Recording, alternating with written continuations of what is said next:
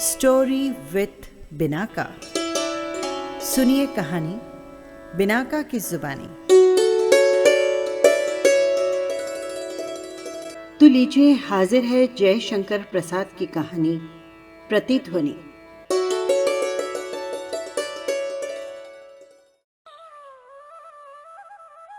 मनुष्य की चिता जल जाती है और बुझ भी जाती है, परंतु उसकी छाती की जलन, द्वेष की ज्वाला संभव है उसके बाद भी धक धक करती हुई जला करे। तारा जिस दिन विधवा हुई, जिस समय लोग रो पीट रहे थे, उसकी ननद ने भाई के मरने पर भी रोदन के साथ व्यंग स्वर में कहा, अरे मैया रे, किसका पाप किसको खा गया रे। तभी आसन्न वैधव्य ठेलकर अपने कानों को ऊंचा करके तारा ने वो तीक्ष्ण व्यंग रोदन के कोलाहल में भी सुन लिया था। तारा संपन्न थी, इसलिए वैधव्य उसे दूर से ही डराकर चला जाता। उसका पूर्ण अनुभव वो कभी न कर सकी। हाँ, ननंद रामा अपनी दरिद्रता के दिन अपनी कन्या श्यामा के साथ किसी तरह काटने लगी। दहेज मिलने की निराशा से कोई ब्याह करने के लिए प्रस्तुत न होता। श्यामा 14 बरस की हो चली। बहुत जतन करके भी रामा उसका ब्याह न कर सकी और वो चल बसी। श्यामा निस्सहाय अकेली हो गई, पर जीवन के जितने दिन हैं वे कारावासी के समान काटने ही होंगे। वो अकेली ही गंगा तट पर अपनी बारी से सटे हुए एक कच्चे झोंपड़े में रहने लगी। मन्नी नाम की बुढ़िया, जिसे वो दादी कहती थी, रात को उसके पास आकर सो जाती और न जाने कहाँ से कैसे उसके खाने पीने का कुछ प्रबंध कर ही देती। धीरे धीरे दरिद्रता के सब अवशिष्ट चिन्ह बिककर श्यामा के पेट में चले गए, पर उसकी आम की बारी अभी नीलाम होने के लिए हरी भरी थी।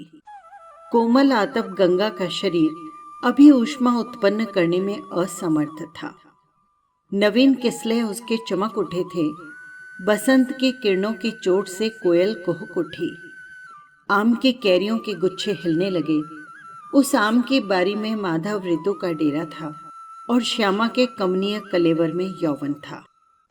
श्यामा अपने कच्चे घर के द्वार पर खड़ी हुई मेघ संक्रांति का पर्व स्नान करने वालों को कगार के नीचे देख रही थी। समीप होने पर भी वो मनुष्यों की भीड़ उसे चींटियों जैसे रेंगते हुए दिखाई पड़ती। मन्नी ने आते ही उसका हाथ पकड़कर कहा, चलो बेटी, हम लोग भी स्नान कर आए।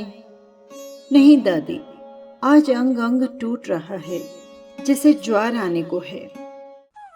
उसका उत्तर सुनकर मन्नी चली गई। तारा स्नान करके दासी के साथ कगारे के ऊपर चढ़ने लगी। श्यामा की बारी के पास से ही पथ था। किसी को वहां न देख तारा ने संतुष्ट होकर सांस ली। कैरियों से गदराई हुई डाली से उसका सिर लग गया। डाली राह में झुकी पड़ती थी। तारा ने देखा कोई नहीं है, हाथ बढ़ाकर कुछ कैरियां तोड़ ली।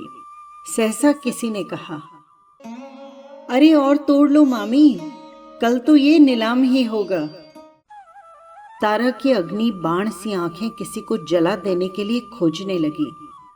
फिर उसके हृदय में वही बहुत दिन बाद प्रतिध्वनित होने लगी, किसका पाप किसको खा गया रे।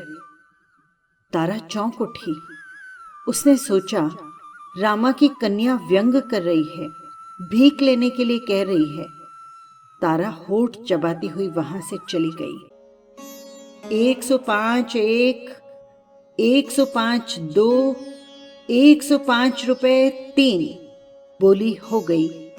अमीन ने पूछा, नीलाम का 1/4 रुपया कौन जमा करता है? एक गठीले युवक ने कहा, 1/4 नहीं, कुल रुपए लीजिए।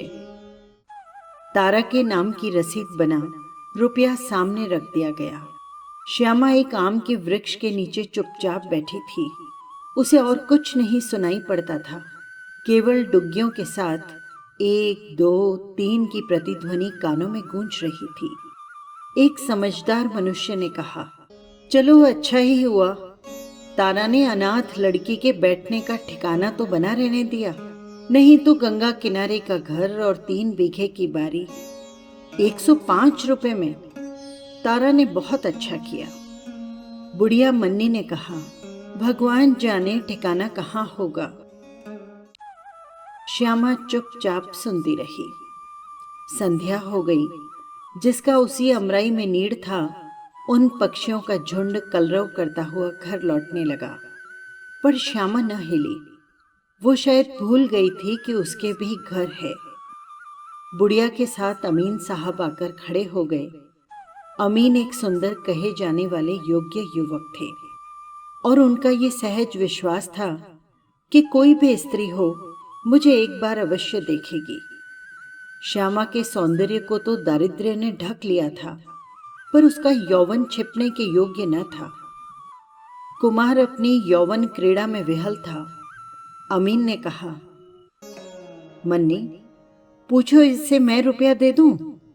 अभी 1 महीने की अवधि है, रुपया दे देने से नीलाम रुक जाएगा। श्यामा ने एक बार तीखी आंखों से अमीन की ओर देखा। वो पुष्ट कलेवर अमीन उस अनाथ बालिका की दृष्टि न सह सका, धीरे से चला गया। मन्नी ने देखा, बरसात की गीली चिता श्यामा की आंखों में जल रही है। मन्नी को साहस न हुआ कि उससे घर चलने के लिए कहे। उसने सोचा, ठहर कर आऊंगी तो इसे घर लेवा जाऊंगी। परंतु जब वो थोड़ी देर बाद लौट कर आई तो रजनी के अंधकार में बहुत खोजने पर भी श्यामा को न पा सकी। उधर तारा का उत्तराधिकारी हुआ उसके भाई का पुत्र प्रकाश।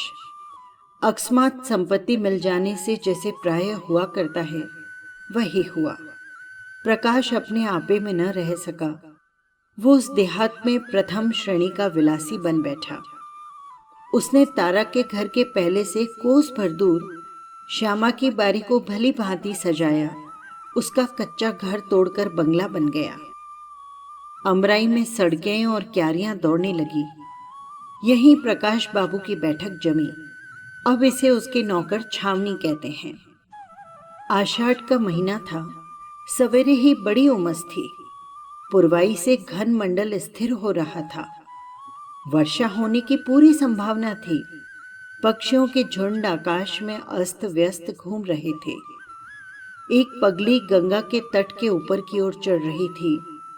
वो अपने प्रत्येक पाद विक्षेप पर 1, 2, 3 अस्फुट स्वर से कह देती, फिर आकाश की ओर देखने लगती। अमराई के खुले फाटक में वो घुस आई और पास के वृक्षों के नीचे घूमती हुई 1, 2, 3 गिनने लगी। लहरीले पवन का एक झोंका आया। तिरछी बूंदों की एक बाढ़ पड़ गई। 2-4 आम भी चू पड़े। पगली घबरा गई। 3 से अधिक वो गिनना ही नहीं जानती थी। इधर बूंदों को गिने कि आमों को बड़ी गड़बड़ी हुई, पर वो मेघ का टुकड़ा बरसता हुआ निकल गया। पगली एक बार स्वस्थ हो गई। महोका एक डाल से बोलने लगा। डुग्गी के समान उसका डुब डुब डुब शब्द पगली को पहचाना हुआ सा मालूम पड़ा। वो फिर गिनने लगी, 1, 2, 3। उसके चुप हो जाने पर पगली ने डालों की ओर देखा और प्रसन्न होकर बोली, 1, 2, 3। इस बार उसकी गिनती में बड़ा उल्लास था, विस्मय था और हर्ष भी था। उसने एक ही डाल में पके हुए 3 आमों को व्रंतों सहित तोड़ लिया और उन्हें झुकाते हुए गिनने लगी। पगली इस बार सचमुच बालिका बन गई, जैसे खिलौनों के साथ खेलने लगी। माल आ गया। उसने गाली दी।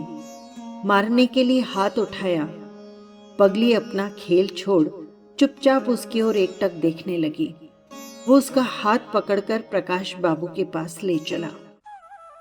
प्रकाश यक्ष्मा से पीड़ित हो इन दिनों यहां निरंतर रहने लगा था। वो खांसता जाता था और तकिए के सहारे बैठा हुआ पीकदान में रक्त और कफ थूकता जाता था। कंकाल सा शरीर पीला पड़ गया था। मुख में केवल नाक और बड़ी बड़ी आंखें अपना अस्तित्व चिल्ला चिल्ला कर कह रही थी। पगली को पकड़कर माली उसके सामने ले आया। विलासी प्रकाश ने देखा, पागल यौवन अभी उस पगली के पीछे लगा है। कामुक प्रकाश को आज अपने रोग पर क्रोध हुआ और पूर्ण मात्रा में हुआ, पर क्रोध धक्का खाकर पगली की ओर चला आया। प्रकाश ने आम देखकर ही समझ लिया और फूहड़ गालियों की बौछार से उसकी अभ्यर्थना की। पगली ने कहा, ये किस पाप का फल है, तू जानता है? कौन खाएगा इसे? बोल बोल, कौन मारेगा? बोल। 1 2 3। चोरी को पागलपन में छिपाना चाहती है। अभी तो तुझे 20 चाहने वाले मिलेंगे।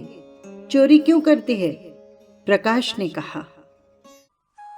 एक बार तो पगली का पागलपन लाल वस्त्र पहनकर उसकी आंखों में नाच उठा, लेकिन उसने आम तोड़ तोड़कर प्रकाश के क्षय जर्जर हृदय पर खींचकर मारते हुए गिना, 1 2 3।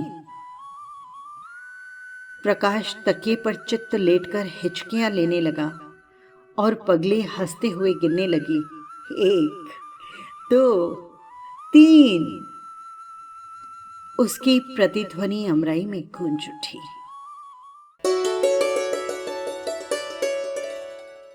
बस यही थी कहानी।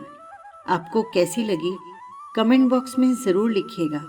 और हाँ, यदि आपने चैनल को सब्सक्राइब नहीं किया है तो कर लीजिएगा।